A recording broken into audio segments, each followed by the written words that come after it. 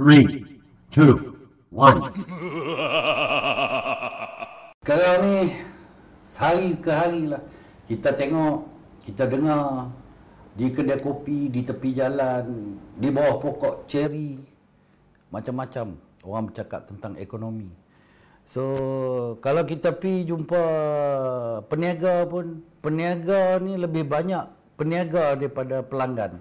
Kedai goreng pisang, peniaga tepi jalan, cok kodok, karipap, apa semua ni, donat. So macam tokai apa tempayaki tu lagi banyak. Jadi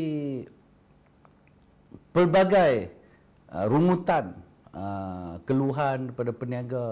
Itu belum masuk lagi orang yang bekerja makan gaji, yang mana terpaksa menanggung kos yang memang dia orang rasa sekarang ni makin tinggi. Dan macam-macam lagi lah. Adakah benar persoalan dia, adakah benar keadaan ekonomi Malaysia sekarang ni tidak bagus ataupun masih setara dengan yang dulu dan telah memberi satu kesan yang agak negatif kepada rakyat Malaysia. So ini persoalan dia yang saya cuba nak rungkaikan, duk mikir dalam kepala ni. Duk mikir dalam kepala. Pasal apa jadi macam ni? Kita pi tengok kuih punyalah banyak, orang nak pi beli sikit. Kesan kedai banyak, kedai makan banyak, orang yang makan sikit. So betul tak betul ekonomi Malaysia sekarang ni dah semakin menurun?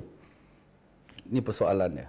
Okey, terima kasih atas persoalan tu. Jadi memang kalau kita lihat persoalan itu semua ada, kata merit, ada sebab lah kenapa orang bertanya. Kalau orang tak bertanya, maknanya dia mungkin tidak ada isu dah selesa. Tetapi kalau bertanya ni biasanya sesuatu masalah sudah mula timbul. Tapi dia bergantung kepada orang yang tanya tu. Sebab kalau kita lihat isu dari segi harga barang naik, susah nak beli barang tak ada dekat kedai dan sebagainya, dia bergantung kepada orang yang tanya. Kalau kita lihat di media masa apabila kerajaan menceritakan tentang suasana semasa, dia akan menggunakan beberapa indikator. Indikator ni dipanggil petanda. Dan petanda ni dia ada peringkat makro dan juga mikro. Peringkat besar, peringkat kecil. Sebagai contohlah, kalau orang tanya, kau ni sihat ke? Kata sihat. Berat 80 macam tu. Okey tu. Tak sihat. Tapi nampak je tak sihat. So bila orang tanya satu soalan tu, dia kata sihat lah. Kan? Berat tak adalah tinggi sangat. Tapi kalau tanya dengan terperinci, kolesterol berapa, sugar level berapa, blood pressure berapa sebagainya, baru nampak rupanya gula okey tapi kolesterol tinggi, blood pressure tinggi kan. Dia terperinci. Kalau kita tengok dekat surat khabar kenyataan di luar sana, dia akan cakap okey, separuh tahun pertama ekonomi Malaysia tahun 2023 ni mengalami pertumbuhan KDNK 5.6%. Lebih tinggi daripada jangkaan tahun ini 4 hingga 5. Tapi 6 bulan pertama 5.6%. Kalau tu cakap inflasi, kadar inflasi 2.8%, penurunan 9 bulan berturut-turut. Dan kalau dia cerita ni dekat orang kat luar sana, ramai yang tak faham KDNK itu apa. Lepas tu kata inflasi 2.8 tu apa nak ikan kembung RM5 sekilo kalau beli dekat restoran yang dah goreng tu. So macam mana nak orang kata nak macam ayam cakap dengan itik lah. Okay? So kalau tanya, yang bertanya tu adalah orang di bawah sana, maka jawapannya mestilah orang kata sesuai dengan situasi ataupun apa yang orang di sana nak tahu. Jadi dia tanya, okey, you kata pertumbuhan positif ekonomi, inflasi terkawal, tapi kenapa barang masih mahal? Itu sebenarnya.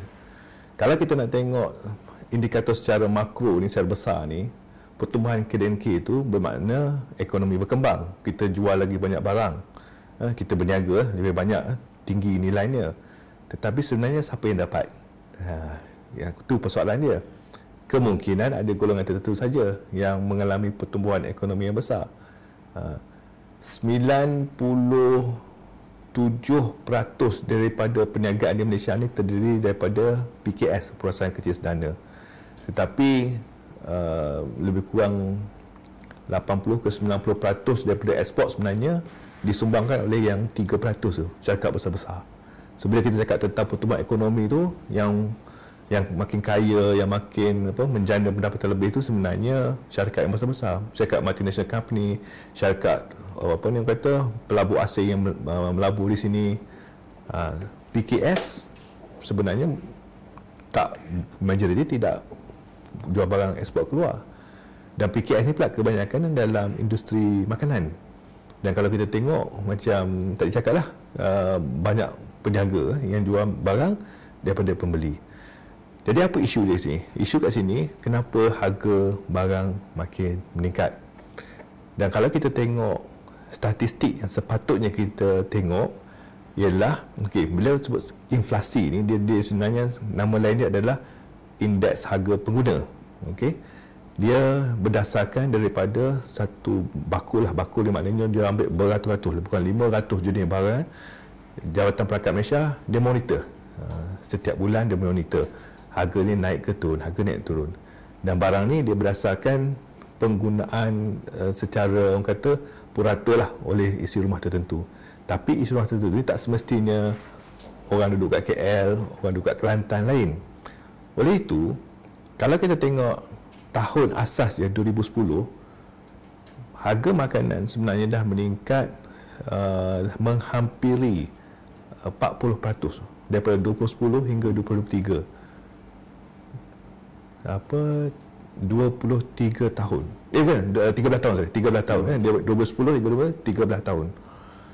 Naik 40%. Kalau tengok inflasi 2.8%, itu hanya perbandingan daripada bulan ni dengan bulan tahun lepas. Katakan bulan Mei dengan Mei tahun lepas, naik 2.8%. Tapi kalau kita tengok sebenarnya barang makanan ni sentiasa meningkat. Macam apa orang kata, letak katak dalam air yang mendidih. Kalau sebelum mendidih tu mungkin dia tak rasa panas. Lama-lama dia cuba adapt sampai dia kena rebus. Sama kita. Nampak naik macam sikit-sikit, tapi kita tak sedar sebenarnya peningkatan harga makanan tu dah terlalu tinggi. Dah terlalu tinggi ya. Sebab tu apa yang kita tengok sekarang ni, daripada penceritaan, daripada data yang dikeluarkan oleh pihak atasan, dia amat berbeza dengan apa yang rakyat rasakan. So rakyat rasa barang ni naik, barang tu naik, apa semua, terutama sektor makanan lah. Sebab kebanyakan Malaysia ni kan syurga makanan, dan kedai makanan ni banyak. Jadi impak kepada, kesan pada harga barang naik ni, dia lebih banyak yang terkesan adalah kedai-kedai makan, restoran. Dan berapa banyak dah restoran yang tak boleh survive, tutup restoran. So peniaga rugi, peniaga mengerap, gulung tikar apa semua. Jadi apa yang dikatakan oleh pihak atasan ni tak sama dengan apa yang terjadi sekarang ni. Macam mana cerita tu? Dia sebab orang tanya lain, jawab lain. Kemudian kita nak tahu kenapa harga makanan mahal. Kalau tengok kepada dasar agro makanan 2.0, ni boleh download dasar dia dekat internet. Dalam tu ada statistik, dipanggil self-sufficiency ratio, SSR, untuk setiap makanan asas. Kita hanya menghasilkan lebih daripada keperluan untuk ayam dan juga telur ayam je. Dasar ni dalam gambar rajah infografi dia tunjuk ayam dua ekor makan sebulan, berapa belas ringgit. Lepas tu telur ayam sepapan untuk sebulan makan. So kat Malaysia ni kita menghasilkan lebih ayam dengan telur. Itu sebab kita ekspor ke Singapura, telur kita ekspor. Tapi masa Maksudnya kita ekspor, tapi masa kita tak cukup. Tapi masa pandemik tak cukup. Masa pandemik tak cukup. Tapi lain-lain tak cukup. Daging, kambing, cili kita cuma hasilkan 20% macam tu je. Sayur-sayur memang tak cukup. Jadi kita adalah pengimport bersih makanan. Pengimport bersih. Sebab kadang-kadang banyak sebab lah, macam AP beras, orang ambil kesempatan lebih baik import daripada tanam sendiri dan sebagainya. Bila kita mengimport lebih banyak daripada kita menghasilkan, dan kalau baru ni kita tengok ringgit jatuh, maka harga tu lagi mahal. Jadi diberi kesan. Sebab kita tak boleh nak orang kata kontrol harga di luar sana, sebab kita tidak mampu menghasilkan cukup. Dasar agro makanan dah ada 76 pelan tindakan yang orang kata nak buat. Ni berlaku, dasar agro ni dilancarkan sebelum pandemik. Tapi bila berlaku pandemik, bila kita tidak melaksanakan pelan tindakan tersebut, semua masalah tu datang kat kita lah. So itu adalah satu punca lah, kita terpaksa mengimport sebahagian besar makanan tu. So itu dari segi makanan. Okey, kos hidup ni dia bukan saja berfokus kepada industri makanan. So itu sebahagian yang kita nampak lah, yang ketara. Di pihak bawahan, di pihak rakyat ni, dia macam gaji pun tak naik, walaupun dah ditetapkan gaji minimum 1,500. Betul, 1,500. Tapi bila dinaikkan gaji, barang pun naik lagi. Kan? So macam bil api sekarang ni ada masuk dalam media sosial, bil api dia tiba-tiba daripada 100 sebulan jadi 300 sebulan apa semua. Benda-benda macam ni bagi kesan kepada kehidupan rakyat itu sendiri, menyebabkan kita jadi macam tertekan lah, pressure. So macam mana dengan pembiayaan sekolah anak, nasib baik minyak masih lagi boleh bertahan lah. Kan, kalau satu hari nanti katanya dalam dekat-dekat nak naik dah ni, terpaksa naik kan ni. Kan, kalau minyak naik, makanan lagi naik. So macam mana kita punya kesan tu, kesan kos sara hidup ni boleh menyebabkan rakyat terus tertekan. Okey. Kalau nak sebut tentang kos sara hidup ni, memang kita kena perincikanlah mengapa rakyat merasakan hidup sekarang lebih tertekan daripada dulu. Memang kita tengok penyebabnya banyak. Okey, kalau kita bandingkan harga makanan sentiasa meningkat, ada orang kata gaji tak nak naik. Sebenarnya gaji naik, cuma dia bermula daripada asas ataupun basis, apa tu ni dia panggil base, kadar asas yang paling rendah, masa tu 1,000 lebih. So bila dia naik tu, dia naik perlahan. Makanan naik macam ni, dia naik macam tu. Jadi dia tak cukup, orang kata tinggilah untuk cover kos kenaikan makanan itu. Sekarang ni 50% daripada pekerja di Malaysia mempunyai gaji kurang daripada 2,500. So nak hidup macam mana? Sebab apa? Tu satu, pertama isu dia gaji naik tapi tak cukup tinggi peratusan kenaikan dia tu. Dia patut kena naik lagi tinggi. Tu satu. Satu lagi lokasi. Bila kita kata gaji minimum 1,500 tu untuk semua tempat. 1,500 duduk kat Kelantan dengan 1,500 dengan KL, purata pembelanjaan isi rumah kat Kuala Lumpur 6,000 lebih. Maknanya kalau UM40, P40 ni yang mereka isi rumah mempunyai pendapatan 4,000 lebih. Duduk kat KL, sepatutnya tak boleh sembah dah sebenarnya. Memang dia kira dah jadi macam B40. B40 lah sebenarnya. Okey. Tak ada lah B40 ni. Sebab sewa tinggi, pengangkutan tinggi, bil semua tinggilah dekat bandar-bandar besar ni. Dan makanan sudah tentulah tinggi kat situ, harga makanan tinggi juga semua. Dan kalau nak cakap pasal orang kata isi rumah pula, okey, walaupun gaji mungkin 5,000, tapi anak 5-6 orang, maka belanja pun meningkat walaupun pendidikan percuma, tetapi ada banyak kos lagi nak beli baju sekolah, kasut sekolah, semua belanja makan minum anak semua tu. Jadi dia tak diambil kira apabila keluarga besar duduk di bandar dan juga gaji yang kata tidak meningkat dengan cukup tinggi lah, dan kemudian dibebani dengan hutang. Bila tak cukup pendapatan tu terpaksa berhutang. OPR naik. Bila OPR naik, maka kos hutang bertambah. Lepas tu lebih separuh lah daripada rakyat kita tidak mempunyai literasi kewangan yang bagus. Maka ada yang mudah terkena dengan scam. Sekarang ni scam makin lama makin tinggilah kes. Ada pula yang walaupun tak kena scam tapi dia tak tahu kat mana nak melabur. Jadi dia ikut-ikut. Dia beli saham itu, dia beli apa orang kata dia ingat dia boleh berniaga, dia masuk modal berniaga, lepas tu gagal. Dia tengok orang tangkap gambar atas kapal terbang sewa, kata orang tu kaya, dia ikut. Jadi dia tak mampu untuk orang kata menguruskan kewangan dia dengan bagus.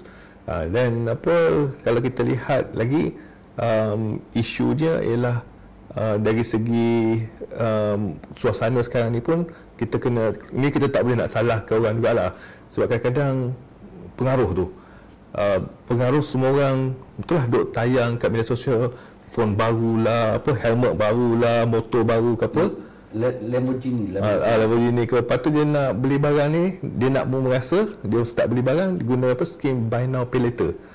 Kalau pinjam dengan bank tengok kita punya credit history, kalau kita tak layak, bank tak kasi pinjam. Buy now pay later ni dia tak tengok pun, dia minta IC je. Jadi kita boleh dapat beli barang. Shopee pun ada buy now pay later. Kadang-kadang guna buy now later lagi murah daripada beli terus. Tapi macam mana dia perangkap tu, kita beli banyak barang, kena bayar bulan-bulan, tak tengok dah tak cukup gaji nak bayar, sebab selama ni kita ada hutang bank lain. So mana yang kita nak bayar ni? So kita kata tak apalah, kita settlekan yang buy now pay later lah, sebab dia charge tinggi penalty dia. So bila kita bayar pay now later ni, yang hutang dengan bank kita tak bayar. Bila hutang kita tak bayar, kita pula jatuh bankrupt muflis. Itu pengaruh lah dia panggil instant gratification. Semua benda di hujung jari. Sekarang ni kalau pergi touch and go pun, go pinjam, boleh pinjam minimum RM100 dalam masa beberapa minit dia proses. Apa yang dia lupa bagi tahu, interest rate dia boleh tinggi sampai 36%. Go pinjam ni CEO dia orang Melayu Islam, tapi menggalakkan riba. So dia cepat, mudah, tekan macam tu terus dapat duit. Dia kira mudah untuk dapat duit lah, untuk dia cover dia punya cost dia tu tanpa dia mikir kesan dia. So benda ni bila kos hidup je ni, so kita survive, kita nak masih lagi mempertahankan gaya hidup yang seperti biasa, kita tak orang kata tak mengawal. Okey, maka terjadilah kisah-kisah masyarakat yang menyedihkan. Ada satu kisah yang antaranya lah di satu tempat di selatan baru ni, anak ditinggalkan oleh ibu apabila ibu kahwin lain. So dalam kenyataan tu katanya bapa tiri dia tu tak sanggup nak membela dia sebab menyusahkan. So berbondong-bondong lah netizen datang hantam mak ni kan, apa punya mak melahirkan anak tapi buang anak macam tu. Rupa-rupanya emaknya ni terpaksa sebab walaupun dia kahwin lain, dia ni pernah berkahwin tapi dia bercerai, lepas tu dia kahwin lain, ekonomi yang ada tu, keluarga tu tak cukup untuk membiayai anak yang seorang ni, maka terpaksalah mak membuat keputusan di luar rasanya di luar kemahuan dia sebenarnya. Dia tak mampu nak menjaga anak ni, dia letakkan di kaki lima dengan harapan JKM ambil dan bela, dan dia sanggup menyerahkan anak dia kepada JKM untuk dibela, untuk memastikan kehidupan anak tu lagi terjamin. So sampai tahap tu, adakah ini antara senario kesan akibat daripada kos sara hidup menyebabkan ada lagi cerita tentang kes bunuh diri, bunuh anak, bunuh mak, bunuh anak, apa semua. Cerita macam-macam yang dulunya jarang diceritakan, jarang terjadi, sekarang dah keluar cerita macam-macam. Adakah ini kesan yang kita takut akibat daripada kos sara hidup? Okey, memang betul kalau kita lihat kes seumpama itu memang adalah satu orang kata menjadi orang kata benda yang bakal berlaku secara normal lah. Sebelum ni mungkin tak normal. Kita tengok mana sanggup seorang emak nak tinggalkan anak tepi jalan hanya kerana apa, tak mampu. Tetapi kita lihat sekarang kes-kes sedemikian rupa dah banyak berlaku, bukan setakat tinggalkan anak, kes bunuh diri pun apa makin meningkat. Dan yang menyedihkan, dulu kita ingat yang bunuh diri ni biasanya orang bukan Islam, sebab kita sebagai orang Islam dilarang untuk bunuh diri. Tetapi kita tengok orang Islam pun ada yang mengambil keputusan untuk buat itu sebab terlalu terdesak. Dan bila kita tengok isu-isu, semua kebanyakannya isu kewangan. Okey, dan kenapa benda-benda macam ni jadi? Ianya disebabkan oleh orang kata suasana yang menekan kehidupan bukan saja individu, tetapi kadang-kadang satu isi rumah tu dia orang tak boleh nak orang kata memikirkan jalan keluar. Orang akan tanya, apa patut dibuat? Siapakah yang sepatutnya bertanggungjawab untuk memastikan benda-benda tak terjadi? Siapa yang harus dipersalahkan? Kalau nak kata harus sebenarnya pendapat bagi saya lah. Selalunya macam tu lah. Orang akan cari salah dulu. Jadi maknya salah. Sebenarnya semua orang. Sebab pertama mungkin orang kata kenapa kerajaan tak cuba menyelesaikan masalah itu. Memang tanggungjawab kerajaan. Bila kerajaan diberi tanggungjawab untuk menjaga rakyat, sebenarnya dia kena pastikan rakyat semua terjagalah kebajikannya, kemakmuran, kesejahteraan rakyat. Dan sekarang kita sebut tentang apa? Masyarakat madani kan. Jadi kita kena tengok itu adalah tanggungjawab kerajaan. Tapi kerajaan tak boleh nak cek satu persatu. Jadi dia boleh turun. Dia boleh turun ke kerajaan negeri. Dia boleh turun ke pihak berkuasa tempatan. Dia boleh turun kepada NGO, komuniti kejiranan, ketua kampung dan juga jiran sekeliling. Semua orang kena cakna masing-masing. Macam dulu masa pandemik kita ada Kita Jaga kita ada kempen bendera putih. Siapa perlukan bantuan naik bendera putih. Okay. Siapa ada bantuan beri bendera biru macam tu. Saya ada aplikasi lagi nak tolong semua tu. Saya duduk kat Bangi, saya buka app tu memang nampak ada yang memang kadang-kadang ada yang segan nak letak bendera putih kat luar. So dia masuk ke dalam app, dia cakap apa dia nak. Tapi kat apa tu komplek section 8 tu, Bandar Baru kalau KDS, kedai-kedai siap letak bendera putih. Jadi kita tahulah kat mana nak bagi bantuan. Tapi setengah orang dia tak nak bagi tahu, dia pendam. Itu pentingnya. Kalau dulu semangat kejiranan kita lah, kita kenal semua jiran-jiran kita ni. Sepatutnya macam tu lah. Sepatutnya macam tu. Tapi kat bandar ni kadang-kadang bila duduk kat apartment, semua sebelah pun tak kenal.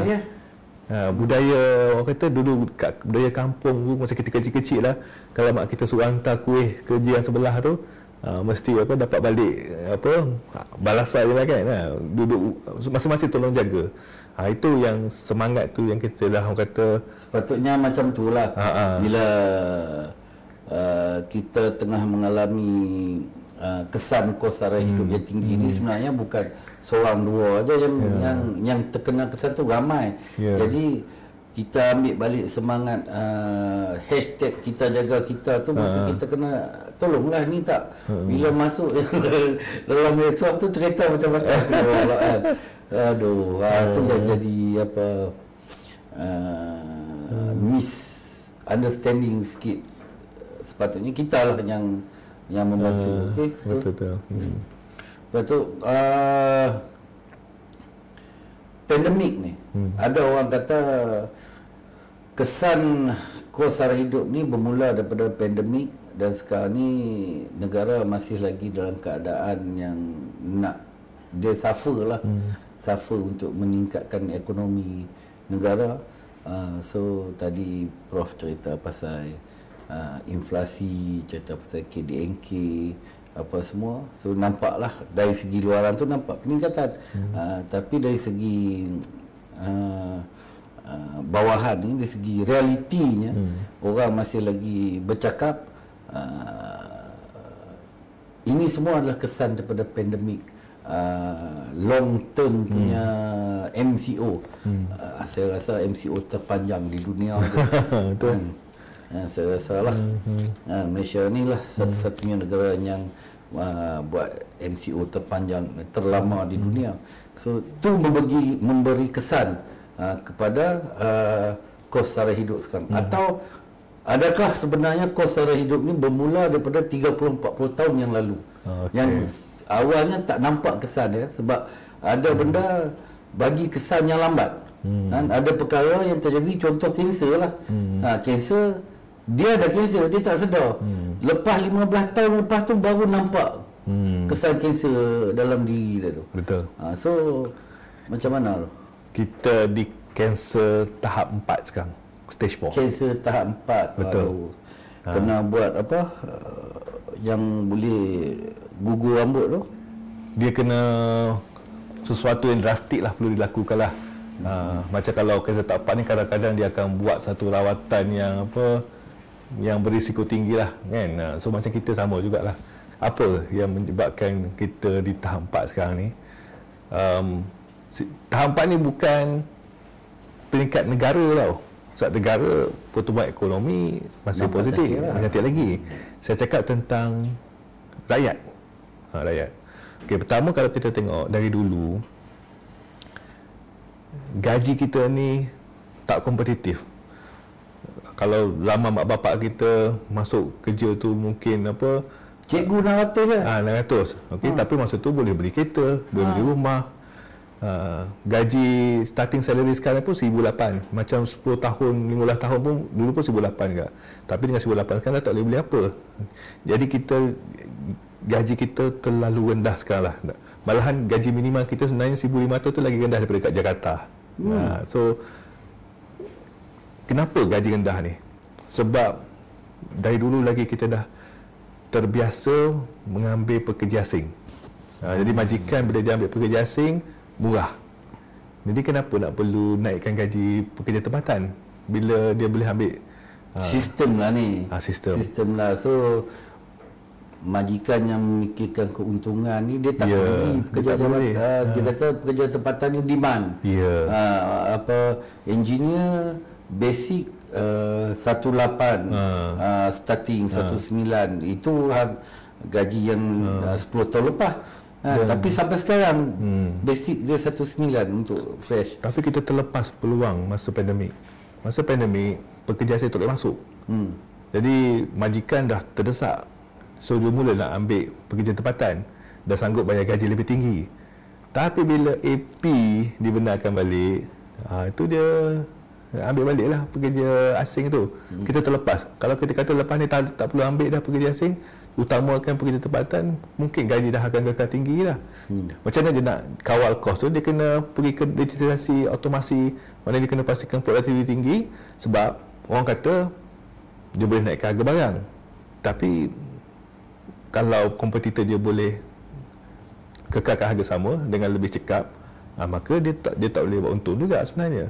Itu satu, gaji kita tak kompetitif menyebabkan sekarang ni kita suffer. Kenapa? Bila gaji rendah, kita simpanan tak cukup, caruman kita EPF tak cukup. 54% daripada mereka yang akan bersara dalam masa setahun ni, yang umur dah 54 nak masuk 55, simpanan kurang daripada 50,000. Kalau 50,000 tu, kalau dia boleh hidup 20 tahun selepas dia bersara, sebab peratur umur Malaysia 75 tahun. So kalau dia bersara 55, nak hidup 75, 20 tahun, dengan 50,000, dia cuma RM208 sebulan.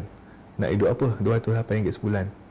Hanya 7% je yang sebenarnya ada simpanan cukup untuk bersara dengan 1,000 sebulan. Tapi 1,000 sebulan pun boleh hidup apa? Pendek kata, disebabkan gaji rendah, simpanan kurang, caruman untuk persaraan pun amat kurang. Itu satu. Satu lagi, bila gaji kurang, terpaksa berhutang. Hutang Perdana Menteri sekarang PMX ni selalu bagi tahu hutang kerajaan 1.5 trilion. Sebenarnya hutang isi rumah lagi tinggi daripada hutang kerajaan persekutuan. Maknanya secara purata ni setiap rakyat Malaysia ni semua dalam tahap kebutuhan yang tinggi. So bila berhutang, satu bebanan lagi lah. Okey, dah lah tak ada simpanan. Lepas tu berhutang lagi. Dan bila berlaku pandemik macam ni, dibuang kerja, gaji berkurang, harga barang meningkat, maka kos hutang tu lebih meningkat lah. Kalau kita tengok juga apa situasi isi rumah ni, dia bila dia makin berhutang ni, dia bukan bagi kesan secara keuangan kepada dia, dia akan bagi kesan kepada mental, kesihatan fizikal dan juga mental. Dia akan menyebabkan berlaku masalah sosial. Orang akan mula buat jenayah, terlibat dengan scam dan sebagainya, main judi online, main judi dan sebagainya. Dan kalau tak dikawal, dia juga menyebabkan berlaku ketidakstabilan politik juga. Apabila rakyat kelaparan, maka akan berlaku revolusi. So itu yang bila kita tengok sekarang ni, semua tu sedang berlaku. Belum berlaku di Malaysia, rakyat merusuh. Tapi kalau kita tengok di luar sana, di negara luar tu berlaku. Maknanya rakyat kita ni sebenarnya masih penyabar lagi. Sebab apa? Kerajaan masih lagi kontrol barangan asas. Minyak masak, telur, ayam masih lagi dikawal. Kalau dah tak ada duit dah tu nak kawal, mungkin berlaku. Dan tak ada duit ni lah yang mungkin ada orang dah kata pasal GST. Maknanya tak cukup duit nak kasih subsidi ni, kena cari sumber lain. Mungkin kena perkenalkan balik GST, cukai. Okey, sebut GST ni. Dalam keadaan sekarang, so sebelum ni bila GST diperkenalkan, orang kata geng sokok tinggi. Lepas tu GST ni sebenarnya nak menipu rakyat, apa orang cakap lah. Kan, dengan nilai 6% tu boleh menurunkan harga barang, tapi realitinya tak turun. Kita tahu kenapa harga tu tak boleh turun. Sebenarnya harga tu boleh turun, tapi disebabkan manipulasi peniaga sendiri menyebabkan harga tu tak boleh turun. Kan? Lepas tu pada ketika GST ni tengah orang kata bagi income dekat negara, tiba-tiba ditukar balik ke SST. Dan sekarang dalam keadaan sekarang ni, ada hura-hura, ada cadangan, ada yang dah menyebut kalau kita buat GST, ekonomi negara kita akan remain atau retain dalam keadaan yang memuaskan. So macam mana comparison, adakah sekarang ni sesuai untuk dibuat balik GST ataupun masih lagi maintain dengan SST selepas PM8 lah dia yang buat tu. So pertama kena faham GST adalah cukai yang diguna pakai oleh lebih 165 negara kat dunia, dan merupakan cukai yang paling orang kata cekap, efektif lah. Sebab apa? Yang collect tu adalah peniaga dari peringkat pengeluar sehinggalah retailer, penjual, dan kerajaan cuma terima saja kutipan tu. Lepas tu dia akan pulanglah rebate kan. Jadi dia adalah orang cekap, dia mengelakkan unsur-unsur manipulasi macam transfer pricing. Malahan saya jumpa peniaga pun dia ada kata sebenarnya kalau GST ni susah nak tipu sebenarnya. Itu sebab diguna pakai oleh banyak negara di luar sana. Dan tahun 2017 kita tengok masa tu kemuncaknya apabila GST menyumbang kepada 47 bilion. Okey. Secara konsep dia, dan sekarang ni sebenarnya banyak peniaga dah ada sistem tu. Jadi kalau nak diperkenalkan balik, dah kos implementasi tu dah kurang sebab dah boleh activate balik macam tu saja. Okey, cuma kenapa keberatan untuk memperkenalkan ini sekarang walaupun kerajaan perlukannya?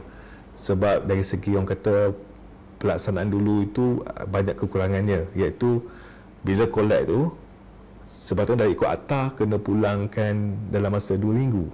Okey, duit yang terlebih collect lah, supaya bila peniaga tu dia bayar kepada custom dalam 1 minggu dia dapat balik rebate tu, duit tu dia boleh guna untuk modal perniagaan dia. Tapi ada yang tak dapat dekat setahun. So kenapa jadi macam tu? Ada orang kata duit tu masuk ke belang wang amanah disatukan dah guna untuk benda lain. Jadi tak boleh nak pulangkan balik ke peniaga. Ada pula yang kata peniaga memalsukan invoice, receipt dan sebagainya. Jadi perlu ada audit, nak kena investigate betul ke ada berlaku tu. Jadi benda tu sukar nak diselesaikan pada tempoh sekarang. Dan satu lagi, kalau kita tengok mungkin tak sesuai. Bila harga barang meningkat ni, orang kata kena pula lagi dengan 6%. Kalau kalau 3%, mungkin kutipan ni tak setinggi yang diharapkan. Okey, jadi mungkin kena pergi balik ke 6. Tapi kalau 6%, kalau dikutip dan kemudian diterangkan dengan jelas, kita berjaya collect 50 bilion.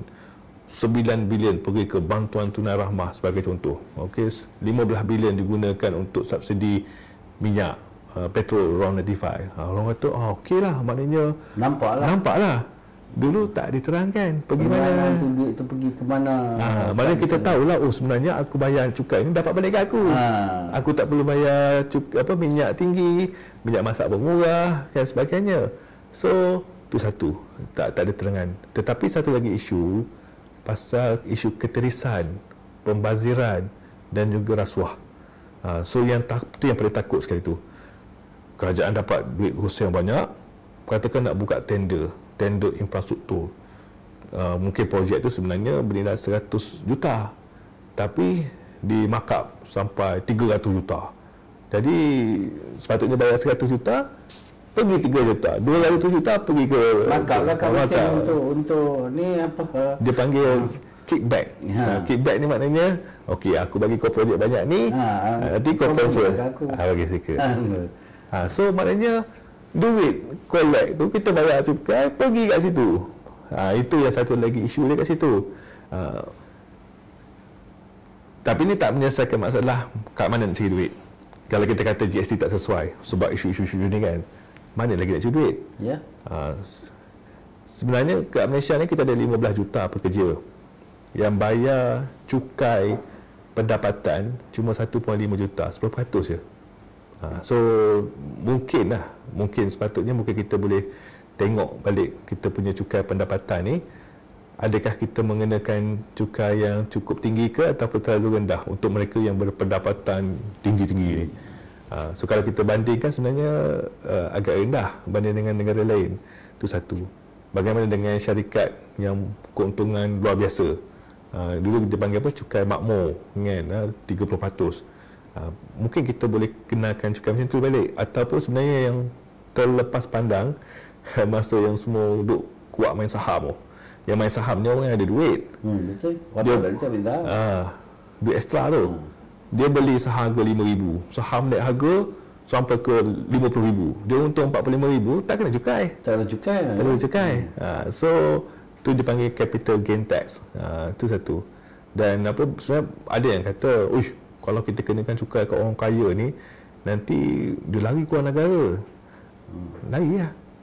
Aset dia kita ambil lah. Dia lari, kita ambil. Tindakan tahan dia punya.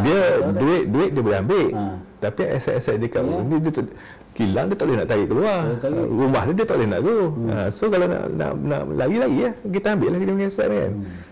So cukai kat orang kaya ni. Satu lagi isu Pandora Box tu, yang Pandora File tu telah menyebut banyak sebenarnya orang kaya negara kita ni sebenarnya banyak simpan duit kat luar sana. Dia keluar ikut Singapura yang tolong pindahkan duit ni. Dia park dekat offshore account, katakan dia letak 50 juta kat situ. Duit 50 juta tu dia invest, beli aset-aset dekat luar negara, macam dia beli hotel kat London. Untung daripada hotel tu dia masuk kat offshore, tak pernah bawa masuk ke negara kita. Orang-orang macam ni lah yang menyebabkan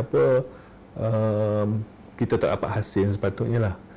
So sebenarnya kalau kita target lah yang kaya-kaya ni, mungkin cukup sebenarnya. Betul.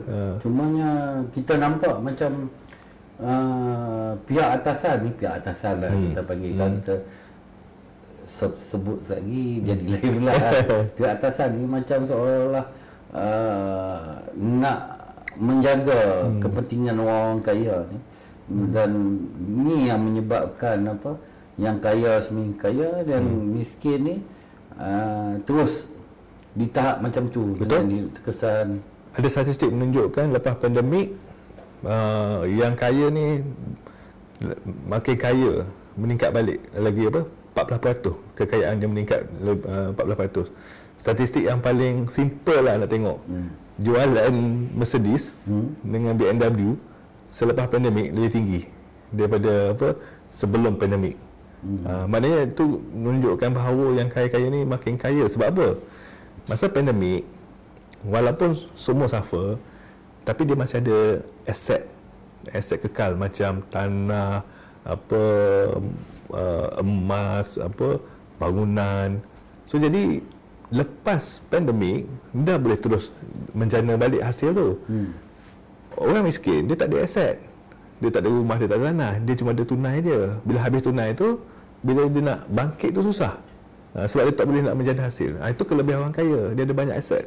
Jadi tu dia cepat balik meningkat kekayaan tu. Ini makna katanya sebenarnya kesan kos sara hidup ni sebenarnya tak bermula sangatlah daripada pandemik. Dia bermula daripada zaman bila tu sepatutnya. Sebab orang kaya ni dia tak membina kekayaan selepas pandemik pun, dia membina kekayaan dia daripada sebelum pandemik lagi, 20 tahun dah. Saya tengok bermula 70-an tapi lebih ketara 80-an. Masa 80-an tu banyak zaman P4 lah. Dia banyak berlaku zaman apa? Privatization, maknanya pengkorporatan. Penswastaan. Dan masa tu pula apa, kita nak tukar daripada negara pertanian, kita nak tukar ke negara industri. Tapi kita macam beri keutamaan kepada golongan tertentu. Kita bagi award kontrak kepada orang tertentu saja dapat. Dengan harapan sebenarnya orang ni dia perturunkan kekayaan tu ke bawah. Tapi tak turun-turun. Tak jadi. Apa, gaji kekal rendah. Lepas tu apa, dan industri itu pula tak dikembangkan. Sebagai contoh, Petronas tahun 74 ditubuhkan sepatutnya untuk menjana pendapatan negara dan juga kekayaan kepada semua. Tetapi sampai sekarang Petronas jual minyak je. Industri sampingan tu tak ada. 74 sekarang 49 tahun dah lah. Maknanya kita tak ada PKS yang membekalkan katakanlah mesin gerudi, apa, buatan yang berasaskan produk petroleum dan sebagainya, tak ada. Norway dia bermula 5 ke 10 tahun lagi awal daripada Petronas, tapi masa tu industrinya perkapalan dan juga agriculture. Tetapi bila dia discover minyak, dia jumpa minyak, dia menggamblerkan segala kepakarannya dalam industri-industri ni pergi ke industri minyak. Sekarang ni dekat 90%, 95% daripada peralatan berasaskan petroleum, maknanya industri oil and gas ni, kalau dia nak guna peralatan, semua datang daripada Norway. Dan Norway sekarang ni dana dia macam khazanah, kita ada khazanah, dia ada trust fund dia adalah terbesar di dunia, 1.3 trilion US dollar. Kalau bagi kepada setiap penduduk Norway tu semua dah jadi jutawan dah. 1.3 trilion. So kalau tengok dia apa, dia fikir panjang. Kita terlepas lah orang kata sekarang ni kita mengulangi kesilapan yang sama. Menteri Besar Kedah pernah umum apa, negeri Kedah ada apa, Nadir Bumi. Okey. Waktu cerita panas tu. Saya dalam task force business model Nadir Bumi untuk Kementerian apa, alam sekitar. Kita orang nak tengok potensi Nadir Bumi ni downstream ke upstream lah. Dia upstream ke downstream semua tu. Kita tengok memang nilai kat Malaysia ni 1 trilion. Apa, bukan bilion-bilion lah, 1 trilion ringgit. Dan di Kedah tu? Bukan di Kedah, rupa-rupanya negara kita dia amat bertuah lah. Kalau kita tengok di sebelah barat ni, dia panggil apa, silver line, silver trade lah dia punya apa, biji timah ada kat situ. Di Kelantan, Terengganu, Pahang ni sebenarnya emas. Okey, maknanya kita ada perak dan kita emas. Tapi Nadir Bumi ni dua-dua dia. Kelantan ada apa, Kedah, Perak ada, Selangor ada, jadi dua-dua dia. Lepas tu Nadir Bumi ni dia adalah komponen penting dalam banyak peranti elektronik. Smartphone ni ada 12 jenis Nadir Bumi ni. Macam lithium apa semua tu. Maknanya kalau tak ada Nadir Bumi tak ada guna smartphone. bila kita sebut pasal EV, electric vehicle, Tesla nak masuk sini kan. Tesla. Apa Geely pun dah umumkan baru-baru ni nak buat kad kilang EV kat sini, electric vehicle. Electric vehicle perlukan motor. Motor tu kena ada nadi bumi. Yes. Dia perlukan magnet. Pun perlukan nadi bumi. 90% pengeluar nadi bumi ni dekat China. Tapi US tengah compete. Kita ada semua ni. Tapi apa Kedah buat, apa Kelantan buat, apa Perak buat sekarang ni, diorang dah mula mining, dah mula apa tu. Dia extract, dia tu export. Padahal Macam dia faham lah bauxit tu. macam Lynas tu dia daripada Australia. Australia gali pergi kat Lynas proses. Lepas tu jual kat China. So kita gali, kita pula jual tu berapa. Patutnya kalau kita hantar kat Lynas, kita proses, kita boleh jual dengan harga lagi tinggi. So ataupun proses tu dia proses dalam bentuk powder. Kalau dia proses lagi dalam bentuk metal alloy tu, dia lagi tinggi sampai dia boleh 17 kali ganda harga lagi tinggi. So kita macam mengulangi kesilapan yang sama. Dulu minyak kita gali, kita jual, kita tak proses. Sekarang ni baru Petronas dah fikir nak macam mana nak convert petrol tu jadi macam bentuk chemical untuk kosmetik punya produk. Tapi dah 50 tahun. 49 tahun. Ini nadi bumi ni sayang. Kita duk korek jual. Patut kita create industri. Sepatutnya kita create daripada raw material. Contoh apa minyak kita ambil raw material, raw minyak tu kita jual dekat luar. Luar proses jual balik kat kita yang raw 95 apa semua ni. Macam air. Sama lah macam air. Kita hantar pergi sebelah proses jual kat kita. Kita jual 3 sen. Contohlah kita jual 20 sen. Orang yang jual balik kat kita RM1.20. Kita rugi RM1. Macam itulah. So benda ni sebenarnya membagi impact lah kepada rakyat yang sebenarnya. Kalau kita mempelbagaikan lagi industri dalam Malaysia. Kita ada apa plan kan. Saya rasa dulu ada kerajaan Malaysia nak menjadikan Malaysia ni negara industri. Sepatutnya macam tu lah. Tapi nampak gayanya apa yang dia buat tak membantu rakyat sangat. So kalau dia buat tu terang-terang ada tawaran pekerjaan kan. So rakyat tempatan boleh bekerja. Tapi apa yang dibuat untuk negara industri kita panggil pelabur. Contoh kilang elektronik dulu banyak di Malaysia. Western Digital lah apalah kan, banyak di Malaysia. Datang import pula pekerja luar sebab kos murah. Bila jadi ekonomi kita tak stabil, politik kita tak stabil, dia orang ni kos kita meningkat, dia lari pi negara Vietnam, pi Indonesia apa, yang rugi Malaysia juga. Rakyat kita juga yang rugi kan. So disebabkan itulah antara dia yang menyebabkan kos ekonomi kita, kos hidup kita ni meningkat sebab kita tak boleh menyediakan pelan-pelan atau perancangan tindakan untuk bagi ekonomi kita berjalan dalam Malaysia. Sebab kena faham lah, dia panggil agency theory lah. Kalau kita nak faham kenapa pemimpin kita ataupun polisi ni jadi sedemikian rupa. Agency theory ni dia prinsipal dengan ejen, pemilik dia serahkan tugas membuat keputusan kepada seorang lain, ejen, dengan harapan ejen ni dia akan memenuhi kehendak dia, prinsipal tu. Aku nak kaya, kau tolong buat apalah patut bagi aku kaya, supaya aku kaya. Aku makan tepi lah. Okey. Prinsipal tu siapa? Prinsipal tu sebenarnya rakyat. Negara kita rakyat. Rakyat telah memberi mandat kepada pemimpin. Rakyat nak sejahtera, rakyat nak makmur. Kita nak, orang kata, dapat pendapatan gaji tinggi-tinggi. Kau tolong buat apa yang patut, buat kubah polisi dasar yang sepatutnya supaya kita orang dapat manfaat semua ni daripada kekayaan negara ni. Tetapi agensi teori ni kata apa? Kadang-kadang si ejen ni dia mempunyai motivation, objektif berbeza daripada yang prinsipal ni. Dia fikir, aku dah ada kuasa, mungkin aku boleh gunakan kuasa yang ada ni untuk kepentingan aku. Kekayaan keluarga aku dan keluarga aku. Walaupun nama aku tak ada dalam kekayaan tu, tapi keluarga aku ada. Okey, dia panggil agency cost. Okey, kenapa dia orang fikir macam tu? Sebab mereka tak duduk lama, mungkin 5 tahun. Jadi lepas tu mungkin out, kan? Jadi dalam masa 5 tahun tu, apa benda dia orang boleh buat? Dia akan panggil short termist lah. Dia akan myopic. Myopic ni maknanya dia akan fikir apa yang aku boleh benefit dengan semaksimal yang boleh dalam masa 5 tahun aku berkuasa. Dan apa yang dibuat masa tu Itu 5 tahun. tak, kalau ada 10 tahun betul tu bonus satu. Itu dah bonus tu. Kadang-kadang 22 bulan, 33 bulan. So jadi bila dia buat macam tu, kadang-kadang dia akan kasih gula-gula. Dia akan kasih sesuatu yang menyeronokkan pada masa itu, tapi memberi mudarat jangka masa lama. Sebagai contoh, aku bagi kau gula-gula lah, sedap, tapi kena diabetik kan lepas tu.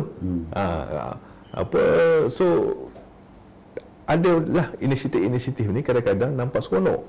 Duk kasih duit, duk kasih bantuan, tapi semua berhutang. So bila ada kerajaan baru masuk, alamak, 1.5 juta trilion hutang. So bila tengok jangka masa panjang, yang bermana rakyat. Tapi yang mentadbir tu dia bersifat, orang kata tak apa aku kasih gula-gula, dia akan Dia diamlah. Dia diam sekejap. Dia kata aku baiklah. Tapi dia orang tak sedar. Ada 5 gula yang dapat 1 lagi 4 disimpan. So itulah. Okey.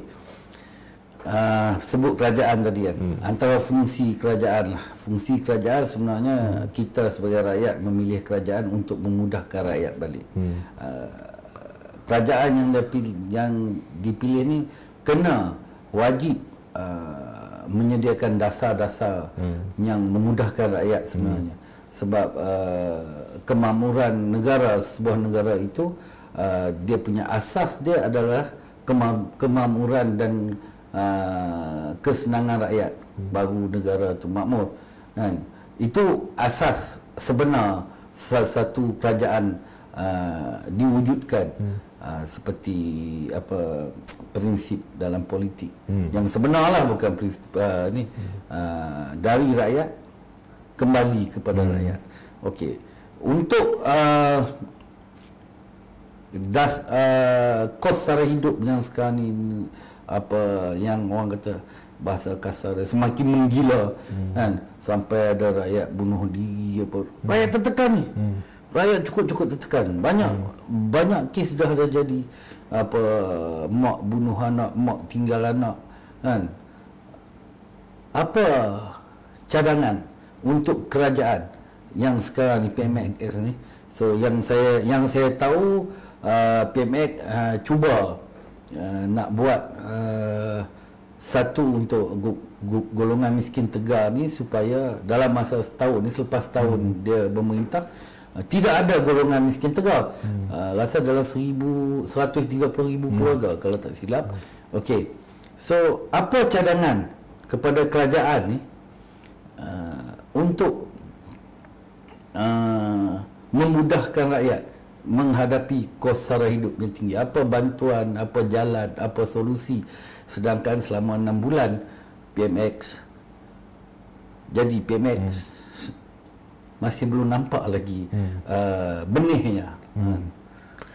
Saya terlibat dalam satu NGO lah. Saya naik pengerusi Gerakan Keadilan Monetary, atau bahasa Inggerisnya Movement for Monetary Justice, mmj.my, kita punya website. Kita adalah satu NGO diterajui oleh pelbagai orang kata individu lah. Ada bekas CEO bank, ada profesor ekonomi, ada aktivis, pelbagai jenis orang kata. Matlamat kami ialah kami melihat bahawa mana-mana kerajaan yang memerintah sekarang, kalau lepas ni bertukar kerajaan lagi, ataupun PRN ni pun bertukar kerajaan apa pun, kalau bertukar kerajaan pun, masalah tidak akan selesai. Okey, kenapa? Sebab masalah ini dia ada isu pokok dia masih lagi belum orang kata orang kata difokuskan lah. Maknanya we're talking about elephant in the room. Kita tengok pasal kat sini, kita lupa ada isu besar. Dan kalau mudah diselesaikan, dah lama selesai. Kalau punca segala masalah ni satu, fokus kat situ, settle. Saya yakin mana-mana kerajaan kalau dia tahu ini punca dia akan buat. Sebab bila dia buat, settle masalah, dia akan jadi popular dan dia akan kekal jadi kerajaan. Maknanya atau dia tahu masalah tu, punca tu dia tahu, tapi dia tak mau sentuh, dia sentuh sikit-sikit. Dia tahu tetapi dia tak boleh buat dalam masa terdekat. Tapi kalau dia nak buat, belum tentu dia akan dapat merasai nikmat menyelesaikan masalah tu. Takut sebelum sampai tu dah out. Jadi dia pergi yang sedap-sedap lah, yang bunga-bunga ni. So jadi di situlah kami NGO ni, kami fokus kat sini. Sebab selagi tak selesai isu pokok ni, selagi itulah masalah ni akan berterusan. Maknanya sekarang ni, apa isu pokok? Okey, sebab sekarang ni masalah tengah tampas handy plus dia ni. Lama-lama mati ni kanser ni. Okey, isu pokok dia, kita dah jauh daripada orang kata daripada yang asal lah, kata back to the origin ni. Okey, penyelesaian ni sebenarnya dah ada. Penyelesaiannya adalah Islam. Okey, Islam ni agama yang syumul, lengkap dah. Maknanya bila Quran diturunkan, sunnah Nabi apa semua tu dah complete. Jadi penyelesaian sekarang ini sebenarnya masalah sekarang ni ada penyelesaiannya. Yang menjadikan kita masalah kerana kita masih lagi berpaksikan kepada ilmu hukum negara barat. OPR. Sistem perbankan.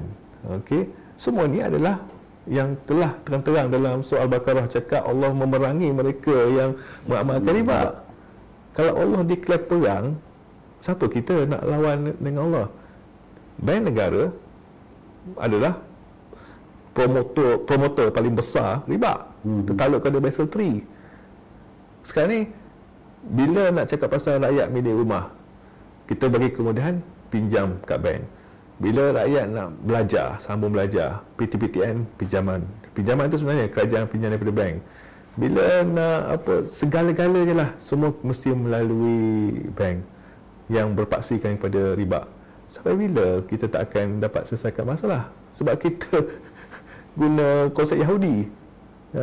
Kita cakap tentang kita negara Islam, tapi kita masih bertuhankan riba lah. So, jadi di NGO ni kita kata kita kena pergi ke asalan. Zaman Nabi tak ada bank. Dia ada apa? Dia ada Baitul Mal, zakat, sedekah, wakaf, gaduh hasan. Zaman Umar Abdul Aziz sampai tak boleh cari orang yang miskin, yang layak menerima zakat. Dia kalau masa dia nak menyelesaikan masalah orang menerima zakat tu, Umar Abdul Aziz sendiri turun. Ya. Dan Empire Ottomaniyah terbina atas konsep wakaf. Kalau pergi Turki sekarang ni, banyak institusi wakaf di sana. Kenapa tumbang? Salah satu faktornya, pada Perang Dunia Pertama, dia berperang, terpaksa mencari dana perang yang banyak, terpaksa berhutang dengan pihak British. Dan kegagalan dia untuk membayar balik hutang tu menyebabkan salah satu punca lah dia tumbang. Banyak negara tumbang kerana hutang. Sri Lanka sekarang 15,000 ekar tanah tergadai kepada China sebab tak mampu membayar hutang. Dan negara kita dah mula tertekan dengan hutang.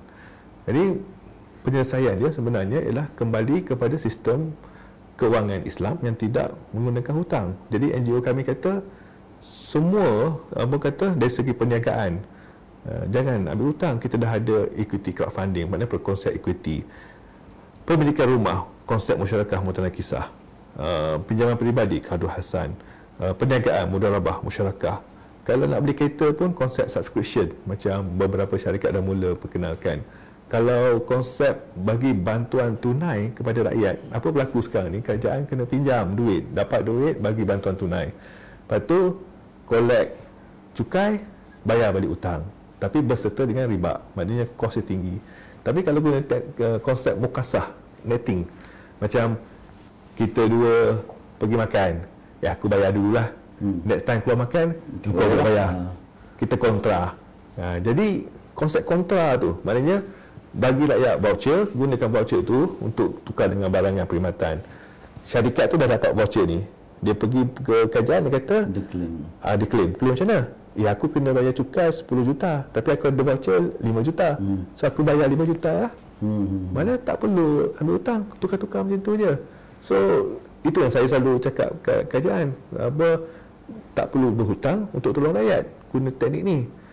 Tetapi satu lagi isu yang paling kita harus orang kata pertahankan ialah, walaupun negara makmur, ramai dah kaya, dah ada 100,000, tiba-tiba the next day hyperinflation. 100,000 tu rupanya boleh beli segala air je. Tak ke rugi, tak ke sayang.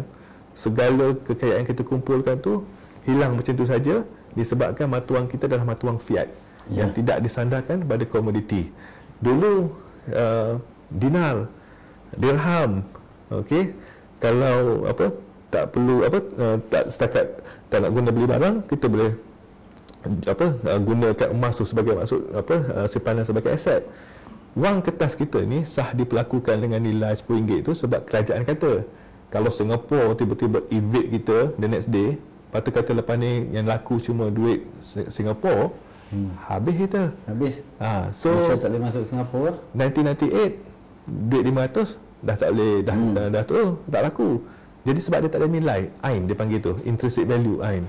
So kalau kita tengok zakat fitrah zaman Nabi hingga sekarang, kita sentiasa bayar bersamaan dengan satu gantang Baghdad 25 kg iaitu beras. Kalau kita bayar dengan beras sentiasa 25 kg sampai akhirat. Tapi sebab kita bayar dengan ringgit, dinaik RM5, RM6, RM7 makin mahal. So bayangkan kalau kita dapat tambatkan mata wang kita dengan satu komoditi yang diterima pakai oleh semua masyarakat. Tak semestinya emas dengan silver. Sebab emas ni kita bukan negara pengeluar emas, kita bukan negara penyimpan emas. Tapi bayangkan tambatkan dengan minyak sawit, beras, tapi tambatkan dengan berat dia, bukan dengan nilai dia. Contoh 10 kilo lah kita tambah. Yes. Kalau kita buat macam tu, petani, peladang, pesawah kita menjadi yang orang yang kaya. Sebab literally growing money out of tree lah. Kerajaan nak beli hasil mereka supaya dapat cetak duit. Sekarang kita cetak duit dengan hutang. Bayangkan kita nak cetak duit dengan membeli komoditi daripada pesawah petani ni. Semua akan jadi kaya. Dan orang tanya, kalau tambat dengan emas, emas boleh simpan. Kalau tambat dengan minyak sawit, beras, mana boleh simpan kan? Dia akan mewujudkan secondary platform. Maknanya akan berlaku trading kat situ. Kerajaan akan jual balik, dagang balik, dapat keuntungan lagi. Kenapa korang kata penyelesaian yang telah ada dalam Islam ni tidak dipraktikkan sekarang? Kerana kita kena tengok siapa di belakang pembuat keputusan. Kalau di belakang pembuat keputusan ni adalah bankers, orang bank lah yang kaya-kaya, sampai bila tak selesai? Kalau kita masih lagi mengharap kepada bank, bank kontrol semua. Bank memang nak cari untung lebih ya. Itu lebih. Dia kapitalis. So kalau ahli politik kita masih lagi menghambakan diri mereka kepada sistem perbankan, sampai bila-bila kita selesai. So itu yang saya lihat lah. Kalau kita masih lagi mengharapkan rahmah dalam sistem Yahudi ni, tak ada rahmah. Kita mengharapkan rahmah dalam untuk menjadikan masyarakat ini madani. Tapi menggunakan sistem Yahudi. Tak boleh. So kalau nak sihat, kadang-kadang sakit, kena pergi bedah.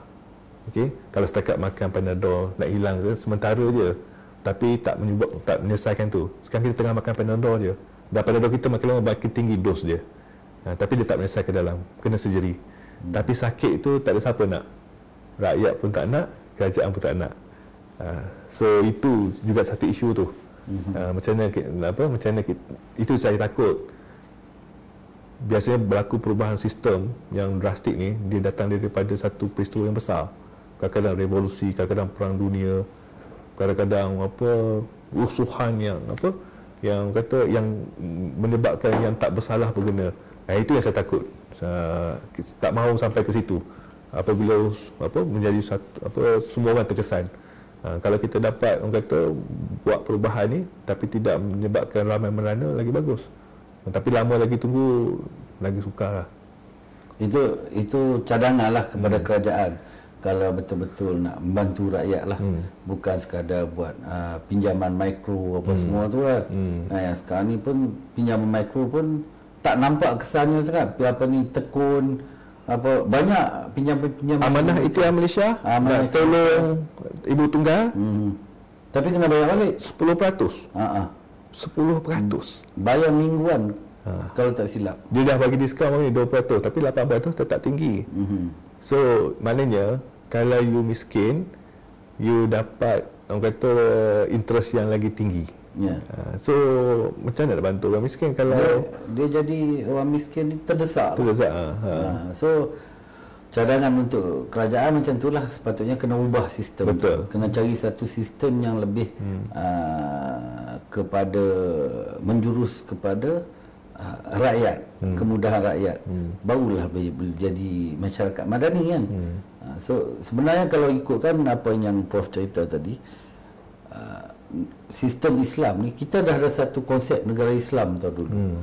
Dah ada perlembagaan macam mana Madinah, kerajaan Islam Madinah yang dibangunkan oleh Rasulullah, mengamalkan lebih kurang macam Malaysia. Dia ada masyarakat majmuk, dia ada Muslim, non-Muslim dan berbagai etnik dalam tu, tapi boleh hidup dalam keadaan yang harmoni lah. So kita balik kepada dari segi rakyat pula, cadangan daripada Prof, macam mana kita nak rakyat ni bertindak atas di depa. Hashtag kita jaga kita.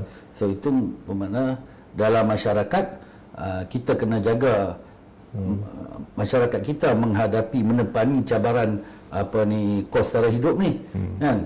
So apa cadangan selain daripada berniaga makanan, berniaga online yang sekarang ni kita tengok tumbuh macam cendawan selepas hujan. Berniaga online macam-macam tapi barang yang sama. So ni kita create kompetitor yang ramai pada satu barang yang sama. Sama dengan makanan tempayaki tu kan, kita tengok dekat sebelah Bandar Baru Bangi tu, gerai tempayaki tu satu, sini tempayaki, sana tempayaki, sana. Jadi selain daripada yang dah ada ni, apa cadangan daripada Prof? Pertama sebagai individu dan dalam isi rumah, memang teruskan apa yang kita telah buat semasa pandemik itu. Masa pandemik apa kita buat? Kita mengawal kita punya perbelanjaan, kita berbelanja secara berhemah, kita berbelanja mengikut kemampuan, dan kita cuba meningkatkan kemahiran dan pengetahuan kita supaya kita mampu menjana pendapatan yang lebih tinggi, gaji yang lebih kompetitif lah. Itu sebagai individu kita kena buat. Sebab kalau kita tak kawal perbelanjaan, maka pendapatan kita tak mampu nak tanggung. Tapi kalau kita kawal perbelanjaan, kita gaji pula kita tak cuba tingkatkan, mungkin susah juga. Sebab mungkin perbelanjaan tu dia makin lama dia akan tetap naik. Oleh itu sebagai individu isi rumah, ini yang kita kena buat. Literasi kewangan, pengurusan kewangan tu amat penting. Wang yang kita dapat lebihan kita gunakan untuk simpanan dengan pelaburan. Kalau bab berniaga pula, pelaburan benda yang betul ialah betul. Maknanya kena sentiasa rujuk pada Suruhanjaya, security, tengok yang mana yang berdaftar, bukan tengok kat internet lah. Tanya mereka yang pakar, jangan malu-malu tanya dan sebagainya. Itu bagi rakyat biasa. Kalau yang meniaga, jangan meniaga sebab itu yang you suka. Jangan meniaga sebab itu yang you terror. Kadang-kadang you got lucky. Apa yang you suka, orang lain suka. Tetapi dalam mana perniagaan sebenarnya, you meniaga sebab untuk memenuhi kehendak orang ataupun to fulfill customer pain. Katakanlah terpayaki kan, so panjang jalan tu semua terpayaki. Cuba tanya orang yang duk beli terpayaki tu, kalau dah beli terpayaki ni nak apa lagi? Kalau boleh nak air, makan terpayaki dengan air kan. Tengok tak ada air kat situ, kita jual air. Contohnya lah kita create lah perniagaan yang rare yang orang jarang buat, tapi memenuhi kehendak mereka. Kehendak. Macam ATV lah create. Orang tak buat ATV, kita buat ATV kan. ATV orang bagi kita gelak, kita pun happy. Dia pun kita dapat. Sebab yang penting market validation. Market validation bermaksud kita tanya apa yang orang rasa nak ataupun nak buat, nak beli tapi tak ada. Katakan sebagai contoh, bosan lah hari-hari duduk kat rumah ni, nak juga beredah. Kau suka beredah macam mana? Aku sukalah kalau dapat masuk dalam hutan ke, mandi sungai ke, kan? Apa hari bawa kereta jam. Bawa 5 km. Contoh kata, kalau betul macam ni tanya, kalau aku buat ATV kau nak tak? Nak. Berapa kau sanggup bayar kalau aku charge? Kalau kau charge RM50 sejam aku sanggup. Macam tu sebagai contoh lah. Maknanya dah ada permintaan, so confirm lah bisnes tu boleh maju. Saya ceritalah pengalaman saya kecil dulu, masa kat sekolah, masa universiti. Diorang kata, saya dulu belajar kat luar negara kan. Lepas tu diorang kata, orang Malaysia lah. So dia kata, kita naklah baju Malaysian Society t-shirt kan. Kau nak? Kalau aku jual kau macam 10 pound, kau nak beli? Nak. Bak duit. I collect duit. Collect dapat duit, lepas tu buat print, jual. Maknanya dah confirm dah ada orang beli, kita dah ambil order awal kan. Maknanya kita tanya, jangan fikir, kalau aku buat ni orang mesti beli, jangan. Market validation tu penting. So itulah kisah, cerita, ulasan, cakap orang kita, kan. So apa yang kita dapatkan ni, kos sara hidup tinggi ini memberi kesan negatif kepada rakyat Malaysia khususnya. Tapi ia memberi, sebenarnya adalah tanggungjawab bukan sahaja kerajaan tapi tanggungjawab rakyat juga untuk menguruskan kos sara hidup ni supaya kita boleh mendepani cabaran kos sara hidup yang tinggi ni. Jadi rasa info yang kita dapat ni cukup untuk bagi kesedaran, untuk kita kupaskan supaya rakyat sedar bahawa kos sara hidup ini adalah tanggungjawab kita bersama. Kerajaan ada tanggungjawab dia, dan kerajaan perlu buat atas nama kemudahan rakyat. Betul? Setuju je lah. Setuju. Kita cucuk saja.